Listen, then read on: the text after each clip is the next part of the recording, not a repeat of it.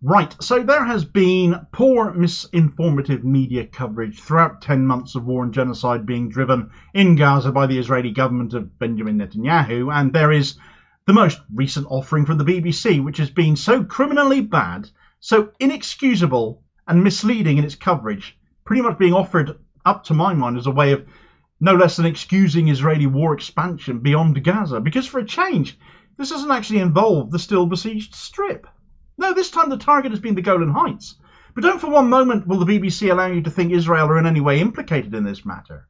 In fact, their evening news bulletin on this matter over the weekend, according to one eminent independent journalist, was intentionally misleading, because it allowed viewers to think those struck, at time of writing 11 people killed with a further 19 injured, were Israeli.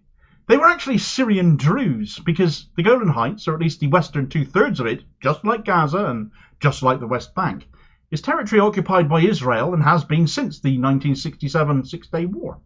The BBC appears to be engaged in a disinformation campaign to legitimise the expansion of Israel's aggression, and frankly, they shouldn't be allowed to get away with that. Right, so what has Israel done now, Damo, and how have the BBC reported on it so badly? Well, I think it would be rather remiss of me if I didn't turn to the words of the aforementioned journalist who has passed comment on such matters first, a certain Jonathan Cook, one of the most preeminent journalists you can possibly find on matters pertaining to the Middle East. In the course of his work, he was based in Nazareth in what is now northern Israel for 20 years. He was awarded the Martha Gellhorn Special Prize for Journalism in 2011 for his work there, and he's authored 3 books, all of which have been highly critical of Israel. He has factually spent his career writing about everything many people have only woken up to in the aftermath of October 7th regarding Israel. So a guy worth paying attention to, and certainly a guy who has no time or patience for misleading media. He returned to the UK in 2021. He's continued to provide excellent commentary and analysis on the Middle East. He blogs about media propaganda as much as he does about global politics. And he's got the BBC's number on what they were playing at here. And you'll be hard-pressed to find another journalist as familiar with and experienced on reporting on Middle Eastern events than Jonathan Cook is. It is as simple as that. Therefore, what he's had to say on social media regarding the BBC's reporting on this most recent atrocity that has taken place in the Israeli-occupied Golan Heights carries some significant weight in my view. He wrote, BBC coverage of the attack on a football pitch in the Golan Heights has been intentionally misleading. The BBC's evening news entirely ignored the fact that those killed by the blast are 12 Syrians, not Israeli citizens, and that for decades the Syrian population in the Golan has been forced to live unwillingly under an Israeli military occupation. I suppose mention of this context might complicate the story Israel and the BBC wish to tell, and risk reminding viewers that Israel is a belligerent state occupying not just Palestinian territory, but Syrian territory too, not to mention nearby Lebanese territory. It might suggest to audiences that these various permanent Israeli occupations have been contributing not only to large-scale human rights abuses, but to regional tensions as well. That Israel's acts of aggression against its neighbours might be the cause of conflict, rather than, as Israel and the BBC would have us believe, some kind of normal, preemptive form of self-defence. The BBC, of course, chose to uncritically air comments from a military spokesman for Israel, who blamed Hezbollah for the blast in the Golan. Daniel Hagari tried to milk the incident for maximum propaganda value, arguing, "This attack shows the true face of Hezbollah, a terrorist organisation that targets and murders children playing soccer." Except, as the BBC forgot to note, in 2014 Israel infamously targeted and murdered 4 young children from the Bakr family playing football on a beach in Gaza. And much more recently, video footage showed Israel striking yet more children playing football at a school in Gaza that was serving as a shelter for families whose homes were destroyed by earlier Israeli bombs. Doubtless other strikes in Gaza over the past 10 months, so many of them targeting school shelters, have killed Palestinian children playing football, especially as it's one of the very few ways they can take their mind off the horror all around. So should we, and the BBC, not conclude that all these attacks on children playing football make the Israeli military even more of a terrorist organisation than Hezbollah? The BBC next went to Jerusalem to hear from diplomatic editor Paul Adams. He intoned gravely, "This is precisely what we have been worrying about for the past 10 months, that something of this magnitude would occur on the northern border that would turn what has been a simmering conflict for all of these months into an all-out war." So there you have it. Paul Adams and the BBC concede they haven't been worrying for the past 10 months about the genocide unfolding under their noses in Gaza, or its consequences. A genocide of Palestinians apparently is not something of significant magnitude. Only now, when Israel can exploit the deaths of Syrians forced to live under its military rule as a pretext to expand its war, are we supposed to sit up and take notice, or so the BBC tells us. It's just example after example of precisely how the BBC have failed now, directly compared to Israeli incidents in the past, recent past at that, for which we're supposed to, feel sympathy towards Israel because they're blaming Hezbollah for this attack when this strike, which Hezbollah have denied being responsible for, and which Israel has, of course, not presented any evidence for. The BBC just uncritically taking the word of our old friend Mr. Pointy, Daniel Hagari, on Syrian territory they illegally occupy.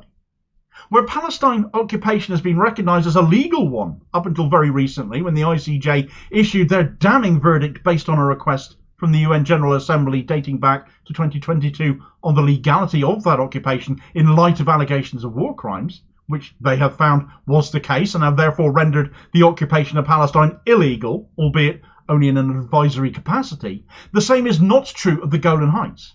Sure, if you've listened to Donald Trump, it's Israeli territory, but the UN has never recognised the legality of Israel's occupation of what is Syrian territory. And it's not as though Israel haven't tried this on when they tried to legalise their occupation, legalise the annexation of Golan in 1981 with their Golan Heights law, which naturally passed in the Israeli Knesset, but was condemned globally and has never been recognised. In no small part, this occupation is why war between Israel and Syria has been an ongoing conflict to this day, having raged pretty much actually for the entire existence of Israel, on and off as that has been. The strike in Golan centred around a football game in the Syrian Druze community of Majd al-Shams, a group in the Golan, the Druze, who unlike some others, have never accepted Israeli citizenship, hardly making them a likely Hezbollah target in which case. But despite this was all allegedly in response to the destruction of the Khadija girls' school in Gaza by the IDF. This is why Israel is pinning the blame on Hezbollah. But the consequences of this Golan attack, and the fact so much media are automatically blaming Hezbollah despite their denials, and that lack of evidence to prove otherwise at this time from Israel, makes a lot of the rhetoric around this dangerous, and comes amid concerns that Israel's expansion of its war will be driven harder by this. Israel taking this as an excuse to attack Lebanon even harder than it already is, exchanging fire with them, as has been happening since Israel began its onslaught in Gaza, because Hezbollah mounted attacks on northern Israel in support of Gaza, much as the Houthis in Yemen have done from the south. Already the US has condemned Hezbollah for the attacks despite no proof being shown, in a repeat of the whole UNRWA story in a fool me once, shame on you, fool me twice, shame on me routine. Well, shame on you, US. We're no better here in the UK, though, as David Lammy has also made an I was born yesterday kind of a comment on social media, where he said, "The UK condemns the strike in Golan Heights that has tragically claimed at least 12 lives. We are deeply concerned about the risk of further escalation and destabilisation. We have been clear Hezbollah must cease their attacks." Again, what proof have you got that it was Hezbollah, Dave? We know Israel will attack their own people. Only a truly sick society would have such a thing as a Hannibal directive to take out their own people rather than let them be taken hostage. And we know they've deployed it. They've admitted as much. So show me the proof this wasn't Israel, in which case. Show me the proof that it was Hezbollah. I'll happily stand corrected, especially since Hezbollah do not generally deny their attacks when it is them. They can be frequently brutal as hell as well. They're generally quite open about it, though. That said, eyewitnesses to the attack, which Mr. Pointy and his Israeli military declined to interview, claim the missile dropped onto the pitch from an Israeli Iron Dome defence battery. Oh dear! Several of which are positioned in the Golan Heights, and adding fuel to the fire that this is another Israeli con is the fact journalists who wanted to inspect the impact site were prevented from doing so. What have you got to hide?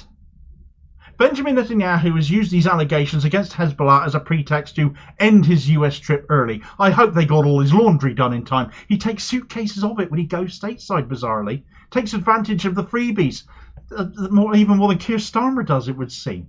But where the BBC and other media are now worrying and getting worried about repercussions from this latest attack, why were they so unconcerned about the same happening in Gaza before? It led to Hezbollah increasing their aggression as well. Islamic State in Iraq too, as well as the Houthis, Syria, Iran, all have mounted further aggression against Israel as it was razing Gaza to the ground. 39,000 people there dead versus 12 Syrians, or 11 Syrians, depending on which source you're getting your information from at this time. Though every single death is of course regrettable. and we should mourn them all. But why are those 11 or 12 more important to the media narrative than the 39,000 are? Jonathan Cook is right to point this out, and the BBC once again proves its coverage of world events is reprehensible, and the licence fee is a scam if this is what we're paying for. Speaking of, it's little wonder more people are choosing to bin the licence fee and refuse to pay for BBC services anymore, is it? As the latest accounts show 500,000 more households have binned it, leaving an £80 million black hole in spending for the Beeb. They are blaming the cost of living crisis, but with news coverage like this, not really the truth. People just not sick and tired of being lied to. Get the details of that story in this video recommendation here, and I'll hopefully catch you on the next vid. Cheers, folks.